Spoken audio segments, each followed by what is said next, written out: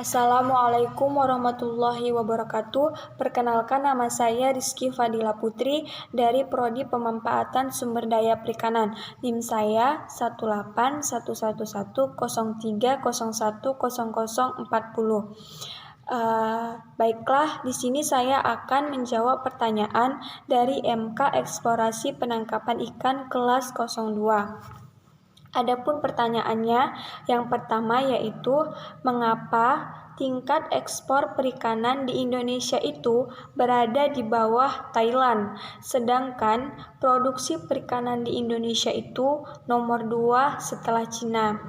Jawabannya yaitu dapat kita ketahui bahwa di kawasan ASEAN, Indonesia menempati urutan kedua sebagai negara produsen ikan tuna setelah Thailand. Hal ini disebabkan perbedaan tingkat eksplorasi baik dari segi jumlah maupun teknologi penggunaan alat tangkap.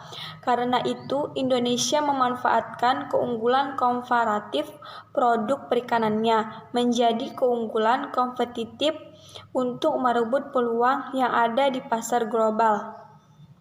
Adapun faktor penyebab Indonesia merupakan negara ekspor perikanan rendah yaitu yang pertama, kurangnya pencapaian hasil perikanan di Indonesia. Padahal negara Indonesia itu termasuk negara maritim dengan wilayah laut yang sangat luas. Yang kedua, diakibatkan karena nelayan Indonesia masih menggunakan cara tradisional dalam proses penangkapan ikan.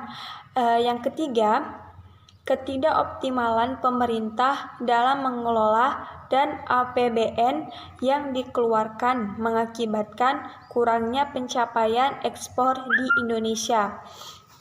Baiklah, saya akan menjawab pertanyaan yang kedua. Mengapa di negara Indonesia itu masih menggunakan kapal kecil yang berukuran masih 5 GT? Jawabannya yaitu ada beberapa faktor penyebabnya, seperti dominasi kapal berukuran kecil yakni 5 GT ke bawah masih membayangi nelayan yang ada di Indonesia, sehingga fokus pembangunan dan bantuan nelayan kecil itu cenderung lebih besar kepada kapal kecil, termasuk pembinaan nelayannya.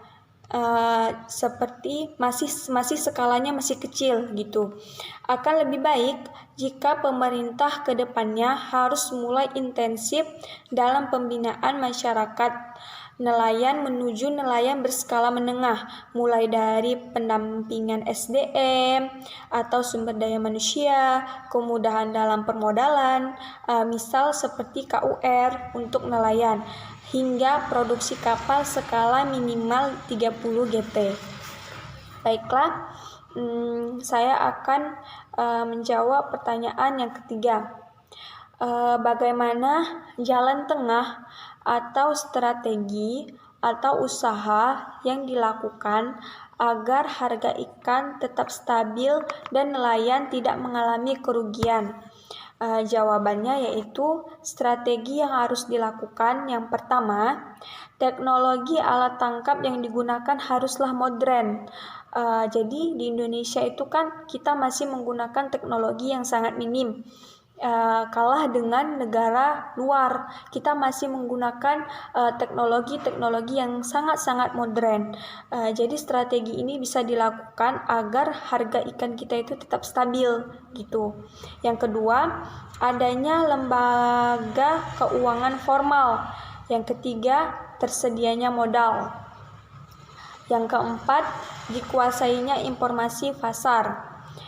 Dengan kesemua strategi yang saya sebutkan tadi, ini terkait pada ujungnya bermuara pada tingginya tingkat pendapatan nelayan. Jadi dengan kita memenuhi keempat strategi itu, kita bisa dapat mempertahankan atau menstabilkan agar pendapatan nelayan itu tetap gitu, dia tidak mengalami kerugian. Jadi dari teknologi alat tangkap yang digunakan harus modern, adanya lembaga keuangan formal, tersedianya modal, nelayan itu dalam proses pemasaran dia harus menyediakan modal yang cukup agar dapat mempertahankan usahanya gitu. Baiklah, hanya itu yang dapat saya sampaikan. Lebih dan kurang saya mohon maaf jika ada perkataan saya yang salah. Saya akhiri. Wabillahi taufiq wa hidayah. Wassalamualaikum warahmatullahi wabarakatuh dan terima kasih.